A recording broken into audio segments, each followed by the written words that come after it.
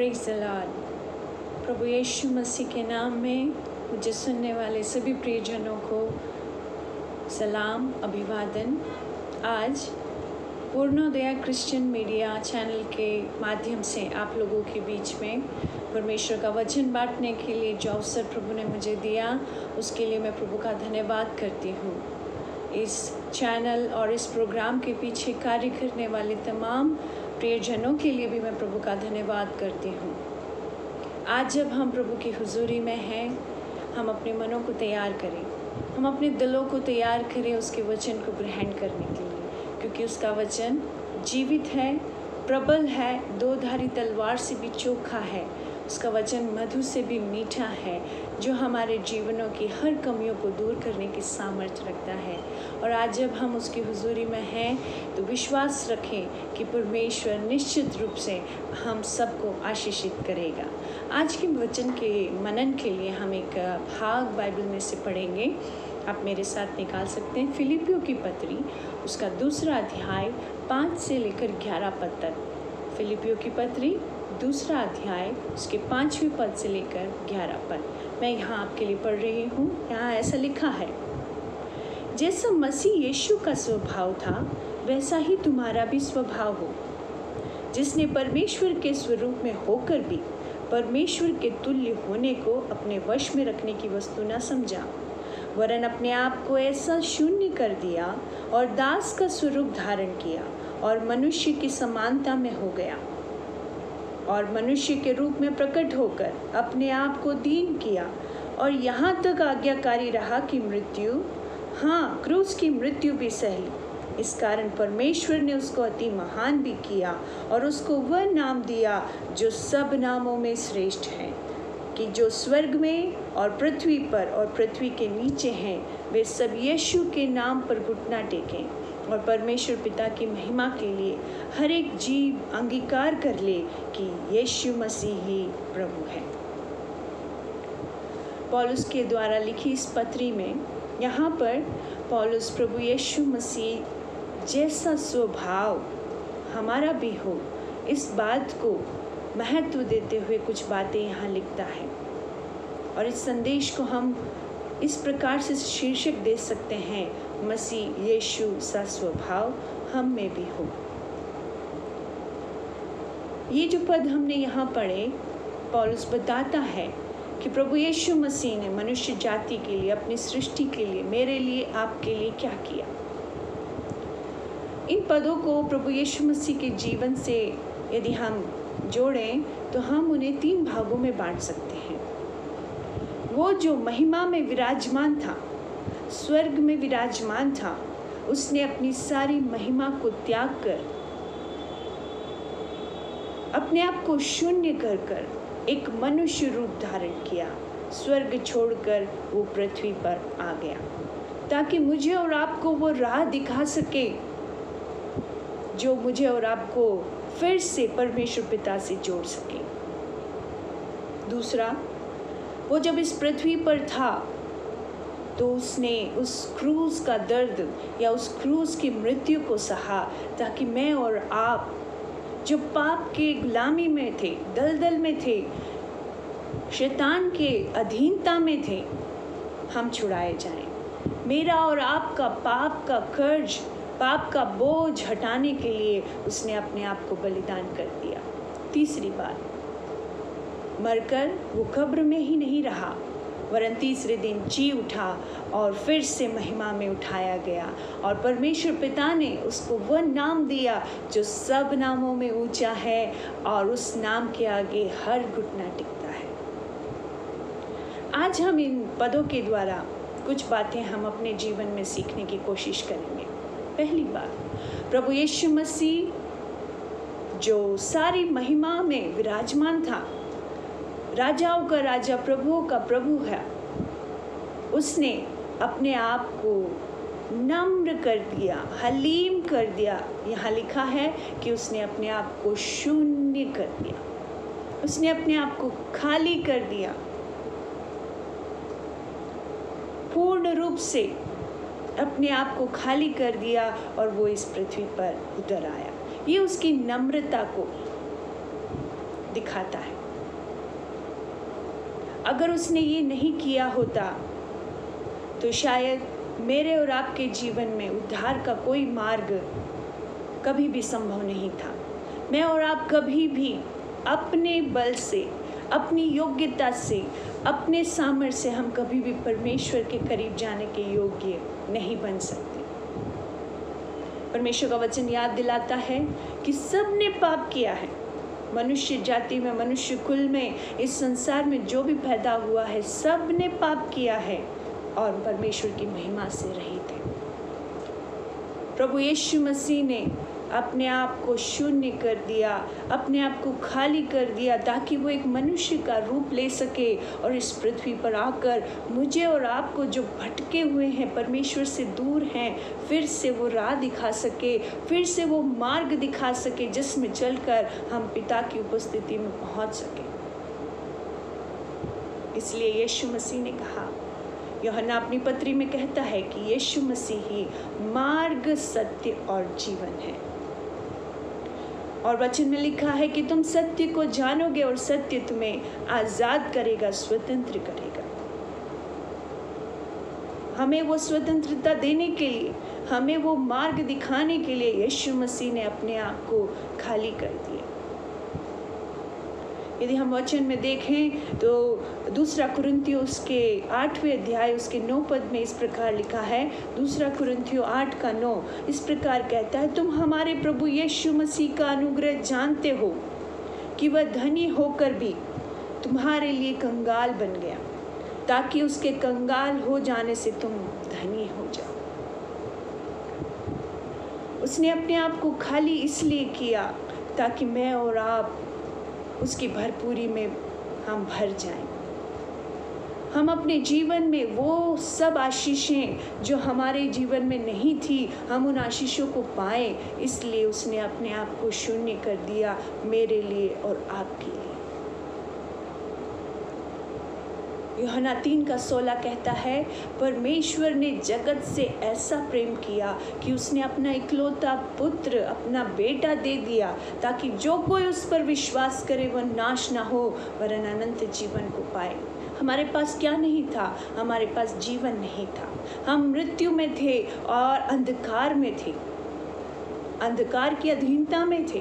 लेकिन मुझे और आपको वो जीवन देने के लिए, और वो भी बहुत आयत का जीवन देने के लिए, और जीवन की तमाम आशीषों को देने के लिए उसने अपने आप को खाली कर दिया, अपने आप को शून्य कर दिया। आज मैं और आप जो उसके नाम पर विश्वास करते हैं, आज मैं और आप जो अपने आप को उसकी संतान कहते हैं, परमेश्वर का वचन मुझसे और आपसे कहता है कि यही नम्रता, यही हलीम स्वभाव मेरा और आपका भी होना चाहिए। हमें उसकी महिमा के लिए अपने आप को खाली करना सीखना होगा।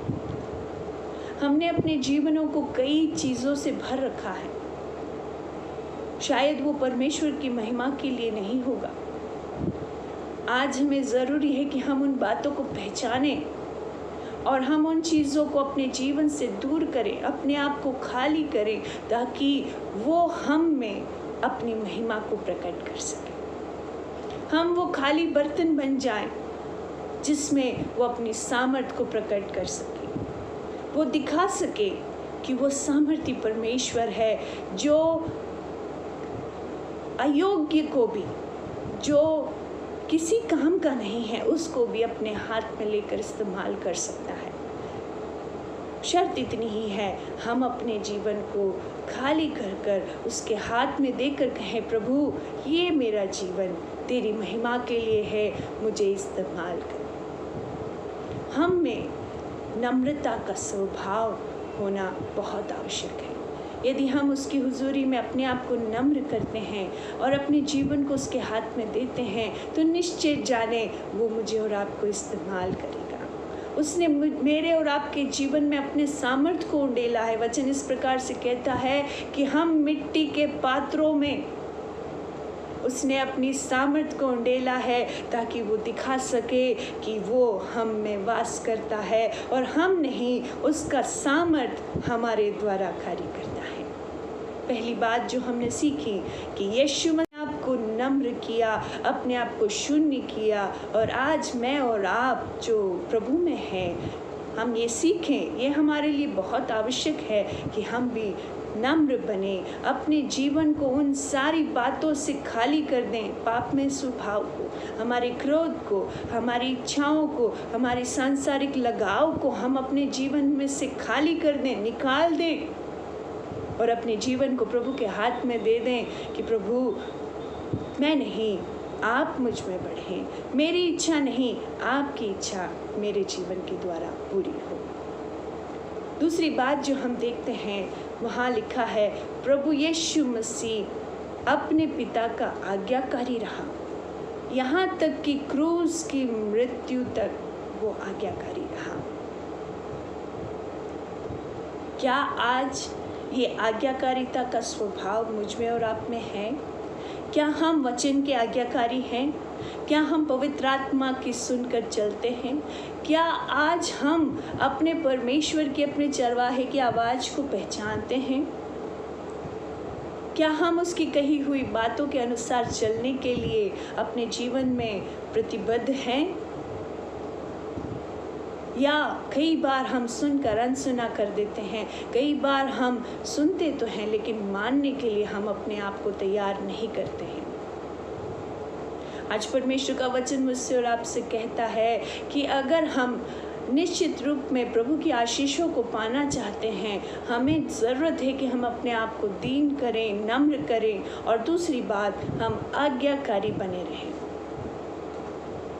पतरस कहता है कि जैसे आज्ञाकारी बालकों के समान अपने आप को बनाओ, संसार के सदृश न बनो, संसार की बातों में अपने आप को मत फंसाओ, वरन उन बच्चों के समान जो आज्ञा मानते हैं तुम भी बन जाओ। आज्ञाकारिता का अर्थ है परिस्थितियों पर नजर ना लगाना। आज्ञाकारिता का अर्थ है अपनी सुविधा ना देखना। आज्ञाकारिता का अर्थ है केवल और केवल उसकी आवाज का अनुसरण करना, चाहे मेरे और आपके सामने कुछ भी दिखाई नहीं दे रहा हो, लेकिन आज्ञाकारिता का अर्थ है जो उसने कहा है वो मुझे करना है। परमेश्वर के वचन में लिखा है, प्रभु कहता है मैं तेरा मार्गदर्शन करूंगा और मैं तुझे सम्मति देकर बताऊंगा कि किस मार्ग में तुझे चलना है, लेकिन उसके लिए ज़रूरी है कि हम उसकी सुने।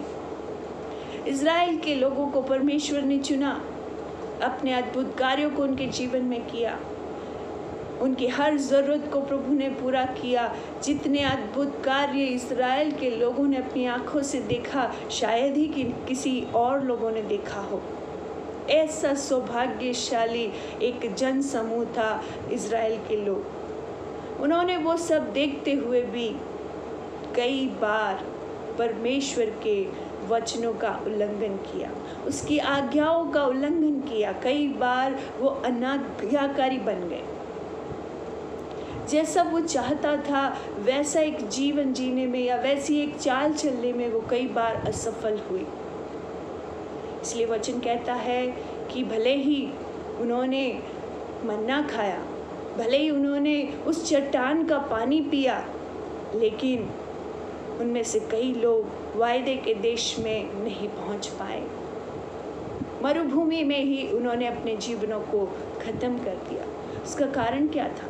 केवल और केवल 2 जन उस पीढ़ी के, नई पीढ़ी के साथ वायदे के देश में पहुंच पाए। क्यों? क्योंकि वो प्रभु के वचन के प्रति आज्ञाकारी रहे, इसीलिए उन्होंने अपने प्राणों को बचाया। और जो प्रभु के वचन की आज्ञा का पालन नहीं कर पाए, वो मरुभूमि में ही खत्म हो गए। मैं और आप ये याद रखें कि इस संसार में मैं और आप परदेसी हैं। मेरा और आपका समय एक सीमित समय है। हमें अपने देश जाना है। मेरा देश और आपका देश ये संसार नहीं है। मुझे अपने प्रिय के पास, अपने परमेश्वर के पास जाना है। प्रभु ने कहा है कि देखो मैंने तुम्हारे लिए जगह तैयार कर ली है, ताकि तुम वहाँ रहो जहाँ मैं रहता हूँ। हमारे लिए उसने जगह तैयार कर ली है, वो हमें लेने जल्द आता है। लेकिन क्या हम उसके वचनों के अनुसार आज्ञाकारिता में अपने जीवन को बिता रहे हैं?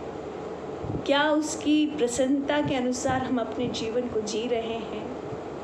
तभी हम अपने वायदे के देश में पहुंच पाएंगे।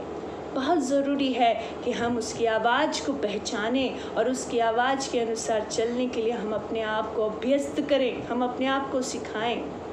ना सिर्फ हम सीखें वरन हम अपनी आने वाली पीढ़ी को भी सिखाएं कि वो परमेश्वर की आवाज़ के अनुसार चले। हम जब पुरोहित एली के जीवन के बारे में और शमूएल बालक के बारे में जब हम पढ़ते हैं तो वहाँ पर वचन हमें दिखाता है कि उस समय परमेश्वर का शब्द लोगों तक पहुँचना बंद हो चुका था। परमेश्वर अपने लोगों को चलाता था, अपनी आवाज़ उन तक पहुँचाता था, लेकिन एक समय ऐसा आया कि परमेश्वर ने उनसे बात करना बंद कर दिया। हो सकता है शायद एली ने भी कभी परमेश्वर की आवाज़ सुनी होगी। वो पहचानता था कि परमेश्वर किस रीति से बात करता है, लेकिन एक समय आया कि परमेश्वर ने उनसे बात करना बंद कर दिया। और शमूएल बालक जब उस मंदिर में था, जो इस बात से बिल्कुल अनजान था, जब उसने आवाज़ सुनी तो वो दौड़कर पुरोहित के पास आया और जानना चाहा कि क्या उसने उसे बुलाया था। जब ये बार बार हुआ तो पुरोहित समझ गया कि ये किसी और की नहीं, प्रभु की आवाज़ है, परमेश्वर की आवाज़ है। तब उसने उससे कहा कि अब जब तुम उस आवाज़ को सुनो तो कहना तेरा दास यहीं है और वो तेरी आवाज़ को सुनता है। हालेलुया। हमें ज़रूरी है कि आज हम परमेश्वर की आवाज़ को सुनने के लिए अपने आप को तैयार करें, क्योंकि वो हमसे बात करना चाहता है और वो चाहता है कि हम उसकी सुने और उसके अनुसार हम अपने जीवन को जिएं। जब वो मुझसे और आपसे कुछ कहता है, शायद परिस्थितियाँ उस कहे हुए वचन के अनुसार नहीं होगी। उस समय शैतान और उसकी बातें आपके कानों में आएगी, निराशा की बातें वो आपके कानों में डालेगा। वो कहेगा नहीं, तू अयोग्य है, तू कुछ नहीं कर सकता, तुझसे कुछ नहीं हो सकता, तेरे जीवन का कोई मकसद नहीं है, तेरे जीवन का कोई फ़ायदा नहीं है। बहुत सी ऐसी निराशा की बातें वो आपके जीवन में लाएगा। अब तेरी परिस्थितियाँ नहीं बदल सकती, अब तेरा परिवार एक साथ नहीं रह सकता, अब तेरे बच्चे कभी भी सही नहीं हो पाएंगे।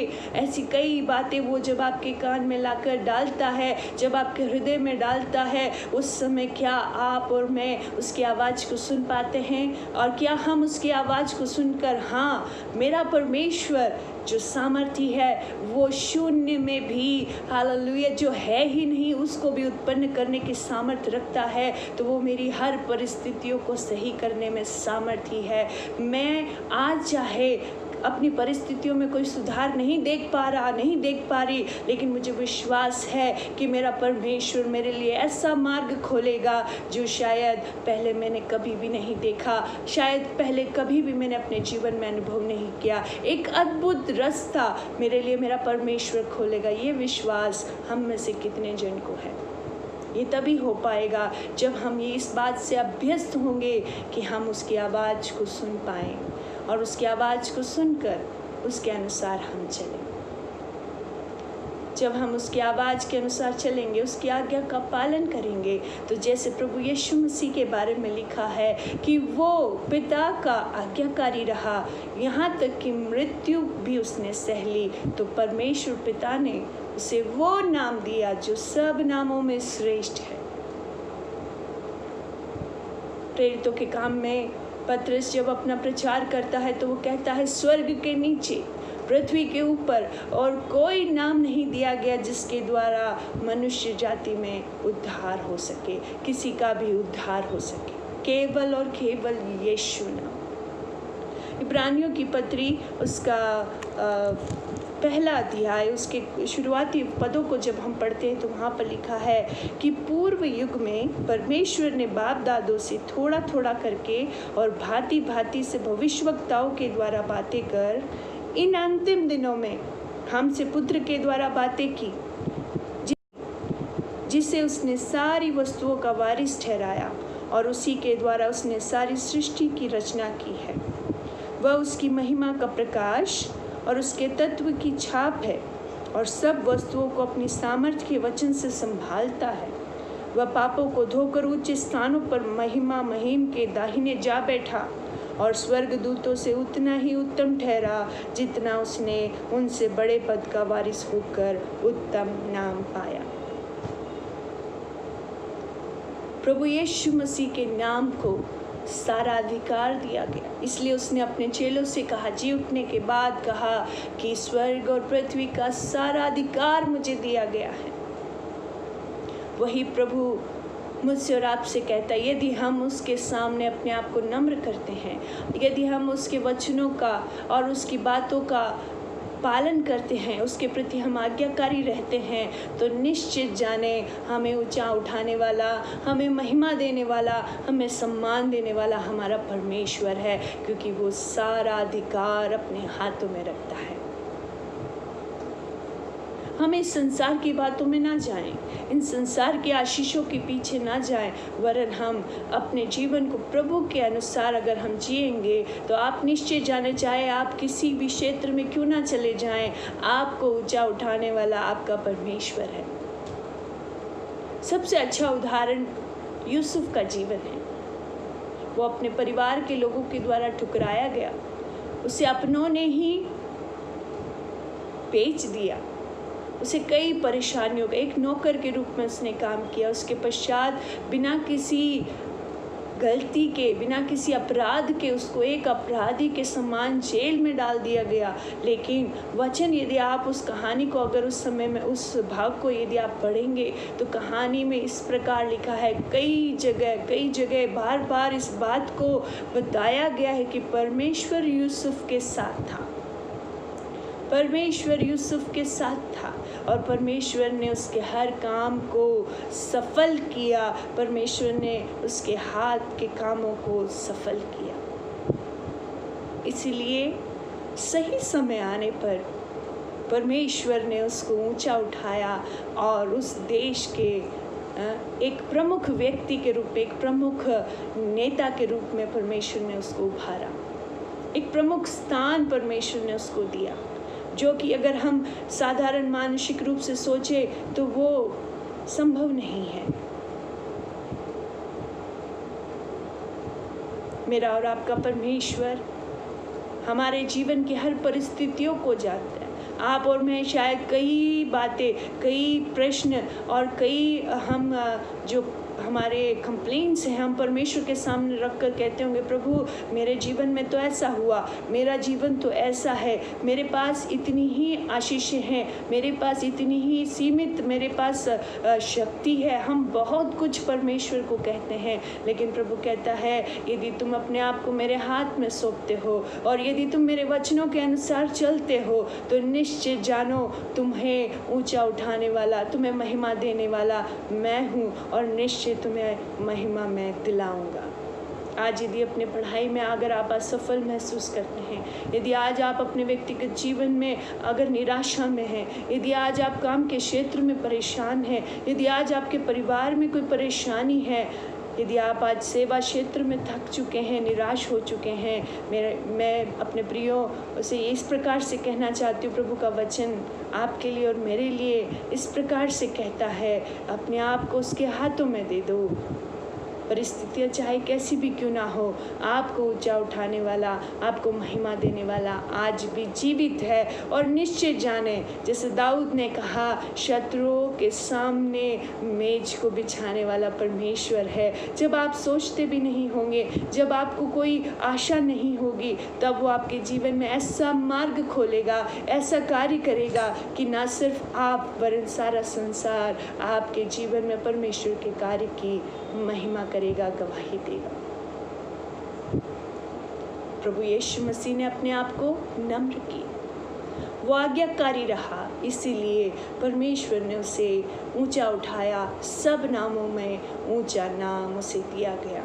मैं और आप भी आज अपने जीवन में अपने आप को नम्र करें, आज्ञाकारी रहे प्रभु के प्रति, प्रभु के वचन के प्रति, तो निश्चय मुझे और आपको अपने समय पर, अपने अनुसार, अपनी योजना के अनुसार वो हमें ऊंचा उठाएगा। याकूब की पत्री 4 अध्याय 7वें वचन में इस प्रकार लिखा है, अपने आप को उसके बलवंत हाथों के अधीन कर दो, बलवंत हाथों के नीचे अपने आप को दीन और नम्र करो, शैतान का सामना करो, तो वो तुम्हारे आगे से भाग जाएगा। पहला पत्रस 5वां अध्याय उसके 6 और 7 पद में लिखा है, अपने आप को परमेश्वर के बलवंत हाथ के नीचे दीनता से दे दो, जिससे उचित समय पर वो तुम्हें ऊंचा उठाएगा, और अपनी सारी चिंता उस पर डाल दो, क्योंकि उसे तुम्हारा ध्यान है, वो आपकी चिंता करता है, इसीलिए अपने आप को उसके हाथ में दे दो। आज हम प्रभु से प्रार्थना करें कि प्रभु मुझ में आप सा स्वभाव हो, जैसे आपने अपने आप को नम्र किया, मुझे भी नम्र बना, जैसे आप आज्ञाकारी रहे, मुझे भी आज्ञाकारी बना, ताकि मैं आपके जैसे ही बनता जाऊं, आपके स्वभाव में बढ़ता जाऊं। एक शिल्पकार था, बहुत सुंदर शिल्प बनाता था, बहुत सुंदर मूर्तियां बनाता था, अलग अलग तरह की वो शिल्पकारी करता था। उसकी चर्चा, उसके नाम की चर्चा, उसकी पहचान चारों ओर के देश के लोगों के बीच में थी। सब उसे बहुत पसंद करते थे, दूर दूर से लोग उसके पास कलाकृतियों को लेने आते थे, और उसका काम बहुत अच्छे से चल रहा था। उसका एक बेटा था जो बहुत छोटे से ही जब वो काम करता था तो उसके आसपास घूमता था, उसको देखता था, उससे प्रश्न पूछता था, और उस शिल्पकार के दिल की इच्छा थी कि जैसे मैं इस कार्य में निपुण हूँ, मैं इस कार्य में प्रसिद्ध हूँ, मेरा बेटा भी इस कार्य को सीखे। जैसे जैसे वो बड़ा होता गया, शिल्पकार उसे थोड़ा थोड़ा करके सिखाता गया, और धीरे धीरे वो उस काम को अच्छे से करने लगा। और एक समय आया कि उसका कार्य इतना अच्छा हो गया कि ये समझ पाना कि कौन सी कलाकृति को शिल्पकार ने बनाया है और कौन से उसके बेटे ने बनाया है, बहुत मुश्किल हो गया था।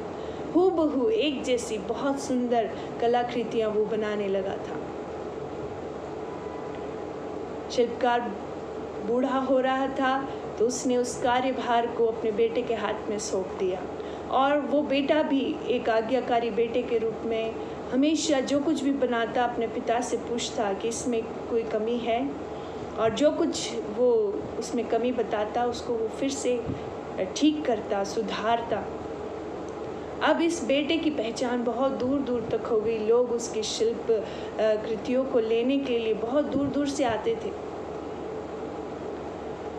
एक समय ऐसा आया कि जब वो बेटा एक शिल्प कृति बना रहा था और पिता ने आकर कहा इसमें ये गलतियां हैं या इसमें ये कमी है, तो वो क्रोधित हो गया और उसने कहा अब मैं कोई छोटा बच्चा नहीं रहा कि आप हर बार मेरी बनाई हुई कृति में आप अपनी कमियों को मुझे दिखाएं। अब मैं समझदार हूँ, मुझे आता है कि ये कैसे बनाना है, मुझे अब आपके सलाह की ज़रूरत नहीं है। धीरे धीरे बुजुर्ग पिता ने उसे सुधारना, उसकी गलतियों को बताना बंद कर दिया, और इसके फलस्वरूप क्या हुआ, उसकी कलाकृतियाँ जो हैं पहले बहुत प्रसिद्ध थी, बहुत लोग पसंद करते थे, धीरे धीरे उसमें कमी आने लगी। और एक समय ऐसा आया कि बहुत ही कम लोग उसकी उस कलाकृतियों को लेने आने लगे। वो बहुत दुखी हो गया और बहुत उदास हो गया कि इसका कारण क्या है। तो उसने कुछ लोगों से पूछा, पहले आप मेरे पास लेने आते थे, अब ऐसा क्या हुआ है कि आप मेरी कलाकृतियों को नहीं लेते? उन्होंने कहा, पहले तुम्हारी कलाकृतियाँ ऐसी हुआ करती थी जिसमें कोई खोट नहीं, एक छोटा सा भी कमी हम नहीं निकाल सकते थे, लेकिन अब ऐसी कई बातें हैं जो हमें लगता है कि हाँ इसमें कमियां हैं। वो पुत्र अपने पिता के पास दौड़ कर आता है और माफ़ी मांगता है, कहता है, पिताजी मुझे माफ़ कर दीजिए, मैं ये नहीं समझ पाया कि आप मुझे बेहतर बनाना चाहते थे, मेरे काम को और भी बेहतर बनाना चाहते थे, इसलिए मुझे छोटी छोटी बातें बताते थे जो मुझ में कमियां थी। मुझे माफ़ करें, फिर से मुझे वो मार्गदर्शन दे ताकि मैं फिर से बेहतर एक कलाकार बन सकूं। मेरे प्रियो, मुझे और आपको भी प्रतिदिन परमेश्वर से यही प्रार्थना करने की आवश्यकता है, प्रभु मुझे आप में बढ़ना है, इसीलिए मुझे सिखा, मुझे बता। हम कभी ये ना सोचे कि हम कुछ बन चुके हैं, हमें करेक्शन की, हमें सुधार की आवश्यकता नहीं, बिल्कुल है, ताकि हम प्रभु के स्वभाव में बढ़ सकें। हर दिन हमारे सामने ऐसी कई बातें आएगी जो हमें संसार की ओर, पाप की ओर, मलिनता की ओर लेकर जाएगी। इसलिए हम अपने जीवन को प्रभु के सामने समर्पित करके कहें, प्रभु मसीह का सा स्वभाव मुझ में हो।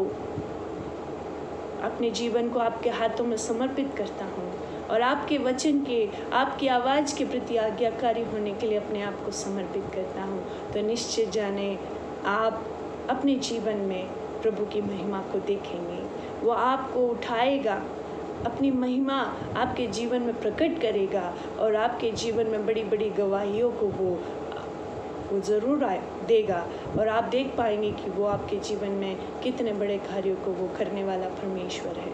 आइए हम प्रार्थना करें कि प्रभु मसीह यीशु का स्वभाव मेरा भी हो जाए, ताकि मैं घटता जाऊं और प्रभु यीशु मसीह मुझ में बढ़ता जाए। आइए प्रार्थना करें।